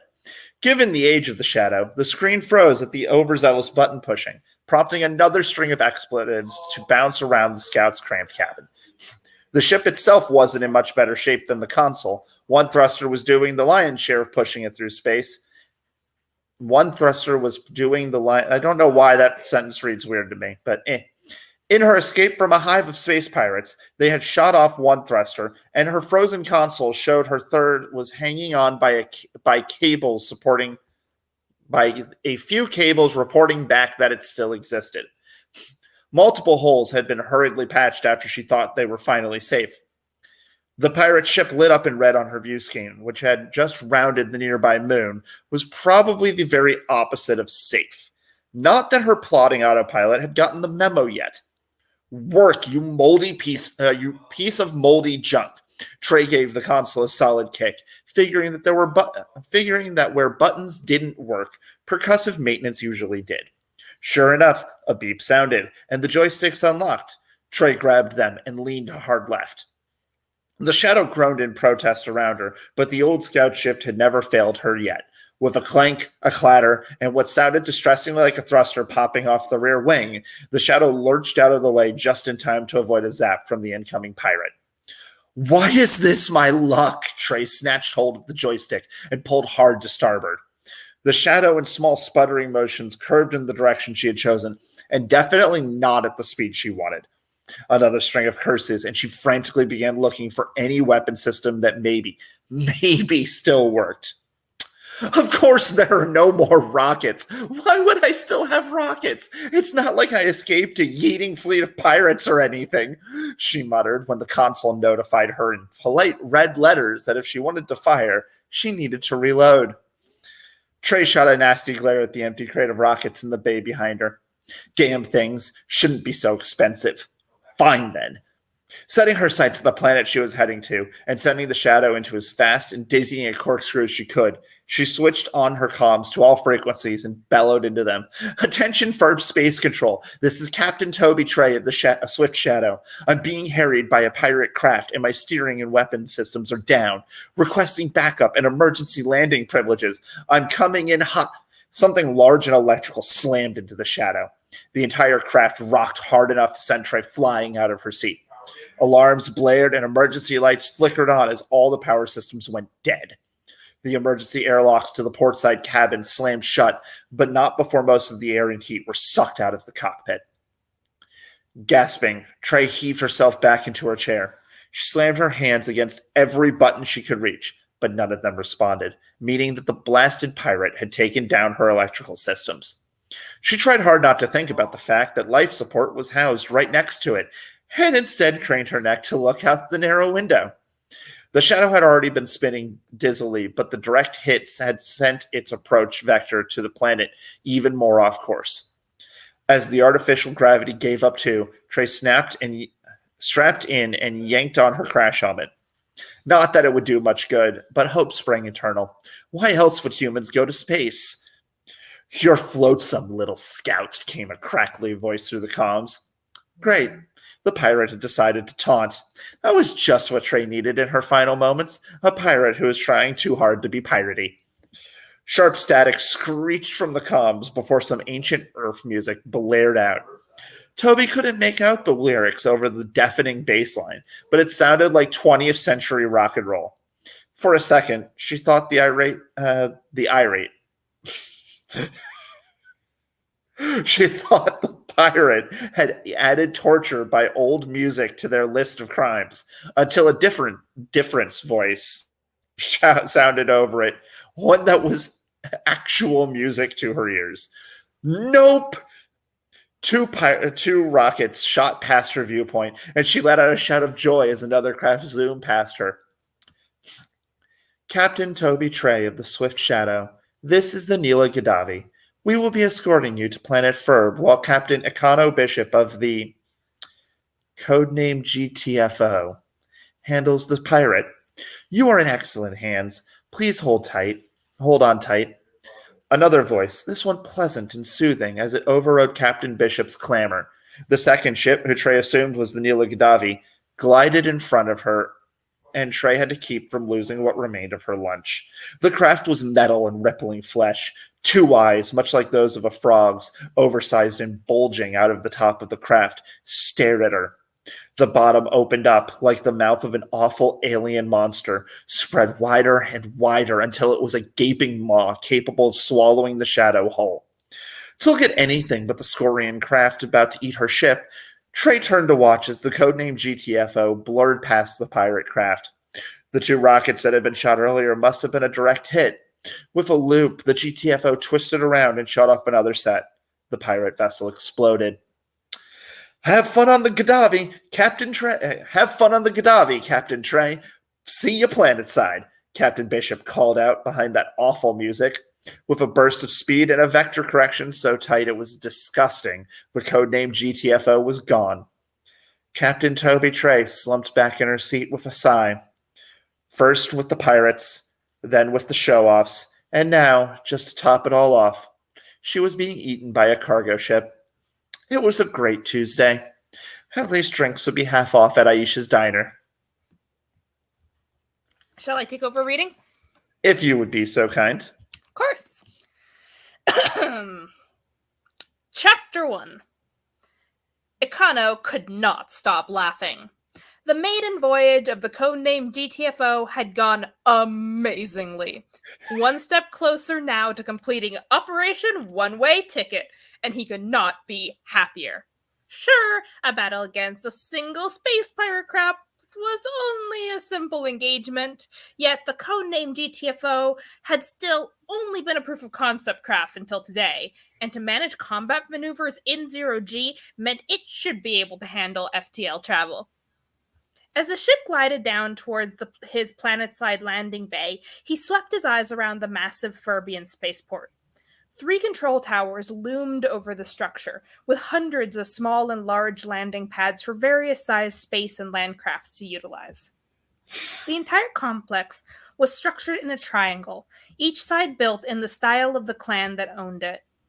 Ikano casually leaned back in his swiveling captain's seat. Well, a repurposed office chair originally, but like everything else cludged together on the codename GTFO, it no longer resembled his primary intent. Allegra, you said on, the word was in, so Yes. yeah. Making sure that You have nothing to... Hey, you missed so many words there, Justin. what? Yeah. Okay. No, That we'll get through it. works. My bad. What you think, girl? We ready to get off this eating planet? Captain Bishop, are you aware your comms are on? Ground Control asked through the high-tech sound system. It was the one part of the GTFO that he splurged on and bought new. I don't have any idea of what you speak, Billy Bob. It's not like I was even here at all. Just minding my own business elsewhere, Ikano said, grin growing wide. Captain Bishop, you are aware that every coming and going through the Ferb spaceport is logged and... I don't have any idea of what you're saying, Billy. The codename GTFO never left my dock, Ikano interrupted. Raising one arm, he flipped down the ocular interface for his internal CPU. Muting his comms briefly, just in case he started thinking out loud again, he brought up his bank accounts and transferred a couple hundred bits to Billy's account. Ikano had gotten all of the accounts for ground control cycles ago. Unmuting himself, he continued, "As I said, Billy Bob, I was never here and entirely in some other place." "I really hate you," Ikano thought he heard, but then the green light flashed on his console, giving him the all-clear to land. Pulling his feet down from his console, Ikano slid his arms into the neural interface. The painful pinpricks of the interface needles plugged into the specifically designed ports on his limbs. His entire ship opened up in front of him in a holographic overlay, obstructing his vision of the cockpit prior. Instead, he ran the codename GTFO's full diagnostic system and controls a thought away. That sentence does not make sense. No, it doesn't. Codename GTFO, start landing sequence. That single thought, single thought, the AI system in his ship picked up and started the automated sequence. "As you command, O great master of the Bishop clan." The AI's return snark was a jab that made him proud. Also annoyed. He wanted to leave his family, not run it. "Shut up and land before I turn you into a pretzel machine." "Oh no, whatever will I do? Woe is I, a simple AI, punished for being how I was designed." That pulled another laugh from Ikano. "Codename Alice, you're an amazing piece of work." "I know." Another laugh followed, and he put his attention on the landing sequence. He could feel every movement of the ship as it prepared to touch down. The twisting of the engines on his wings to slow his descent was imagined like the sensation he would have had if he were double-jointed, his fingers twisting around until they bent in unnatural angles. The landing gear extending out was just like stretching legs that had been sat on for too long. It felt wonderful. It was like being alive twice over. The air rushed past his wings, the heat of the engine. Flying was life. Flying was ka-chunk, clang, thud. The codename GTFO shuddered and leaned to one corner as it landed hard on the ground. "Alice, what was that?" "One of the hydraulic systems for the leg broke off during landing. I told you needed to screw it in. It needed to be screwed in tighter." Alice's tone was much too chipper for the snark it was sending his way. "And I told you to shut it. Well, now we're short one leg, which is more of a problem for you than for me, since I'm a disembodied voice." Ikano didn't deign that with a response. Kicking the parking brake, well, the magnetic anchor, but who needed precise terminology when one had a know-it-all AI? Ikano disengaged from the neural interface. Grabbing his patch jacket on the way out, he strolled towards the airlock. This was hampered slightly by having to weave and clamber over the odds and ends of spaceship parts strewn about the cabin. If the artificial gravity had gone out, Ikano would have been turned into a pancake. He probably should get around to installing the sensors on the artificial gravity drive sooner than later, just in case. Or maybe not. It was probably better not to see the end coming and flashing red light. Or you could clean up once in a while, Alice pointed out. Not listening. The moment the airlock opened, the smell hit him like one of the chip bowling balls at the spaceport alley. Despite having been born and raised on Ferb, nothing could prepare the nose for that yeeting mold after any length of time in climate-controlled spaces.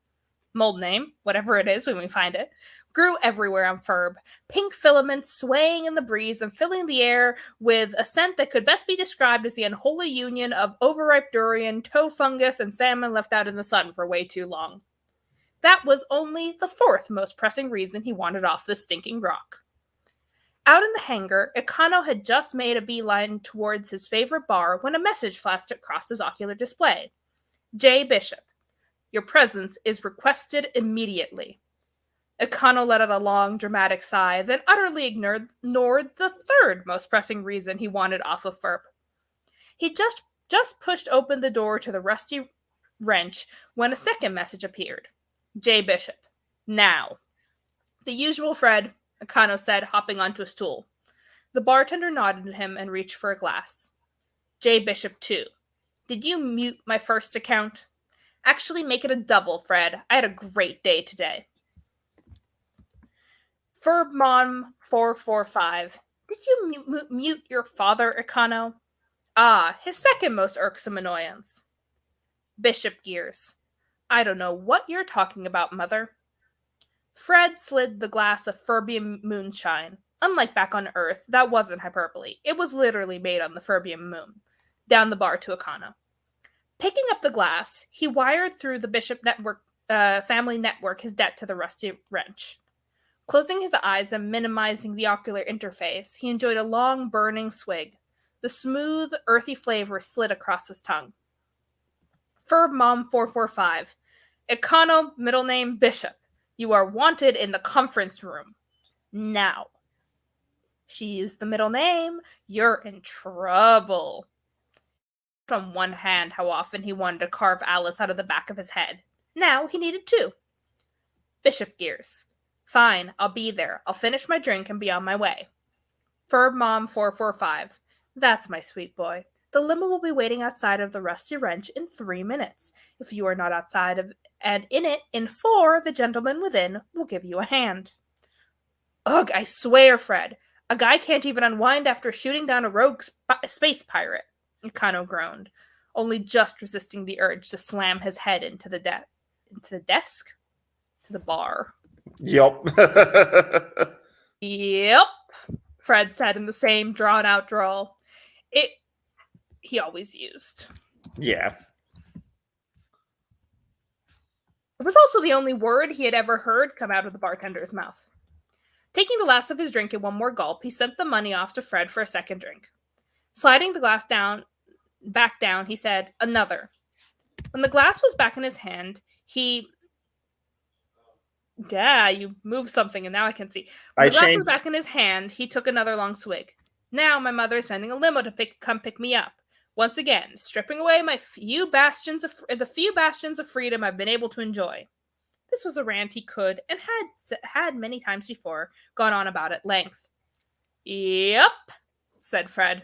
Guessing there is no amount of credits I could pay you to let me slip up back, right? Yep. Figured. Well, if he had to listen to his father ramble on about some slight the other clans had committed against him and how he wouldn't stand for this grave insult to his family's good name, then he was going to do it drunk. That was why he had the GTFO. It was hard to avoid family when his father owned 1/3 of the Yeeting planet.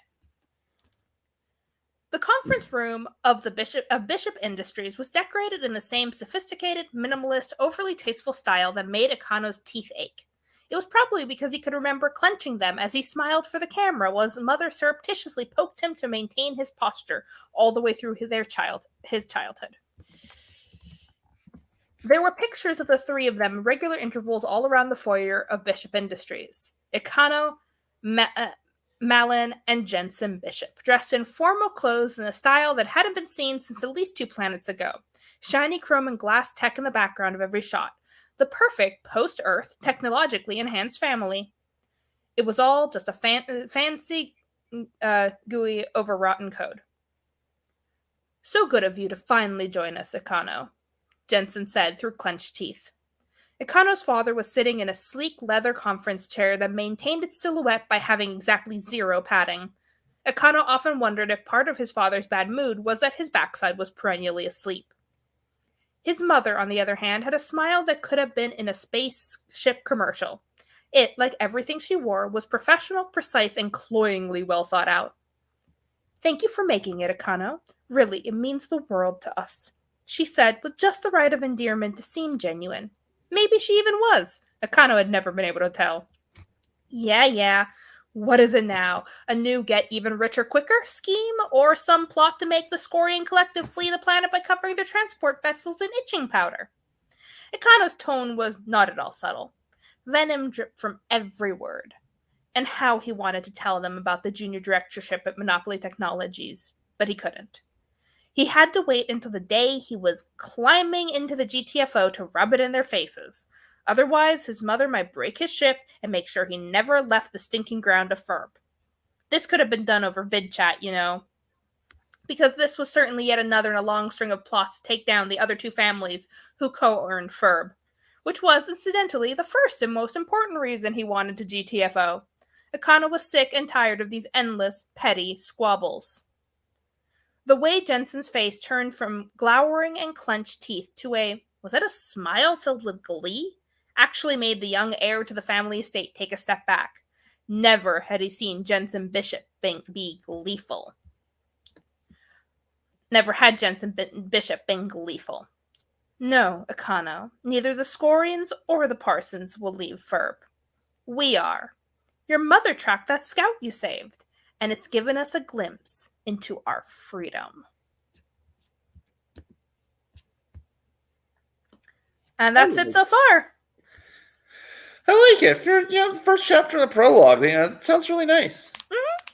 It will get smoother as we get into edits, but we're not going to edit while we write. We're going to just keep writing. So we will be back, hopefully this Sunday. I'll be in a hotel. He'll be in a hotel. I'll be exactly where I am. It's true. You can track me. He's harder to track. Anyways, thank you all for watching. As always, please like, comment, subscribe, share, do all the things. You know what they are. You've been here before. Or please. If you haven't been here before, do all the things right now. Yeah. Join us on the Discord server. Yes. There are shenanigans that occur there. Also all fun the time. You'll hear me tell really ridiculous stories about things I do at work sometimes. It's true. It's pretty great. All right, folks. We've been here for 2 hours. I want to get some sleep. So we're going to say goodnight. Thank you all for watching. Let us know what you think and how the story is going so far. And we will see you on Sunday for Chapter 2, Electric Boogaloo. I would think it would be episode 2 would be the Electric Boogaloo, but okay, whatever. No, I mean, actually, it like does Neela Gaddafi dance to the Electric Boogaloo. They're a very large spaceship. Anyways. See you later, folks. Ridiculous o'clock early. Okay, bye.